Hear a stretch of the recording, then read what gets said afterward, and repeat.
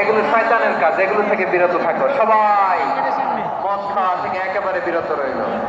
মদের মটকা হাড়ি ভেঙে সবাই মদিনার রাস্তায় ঢেলে দিল।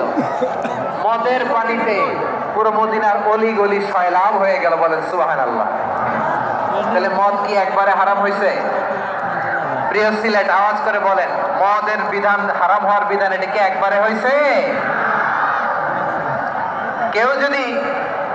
কেউ যদি ইসলাম মানতে চায়, একবারে তাকে সবকিছু চাপিয়ে দেয়া যাবে না।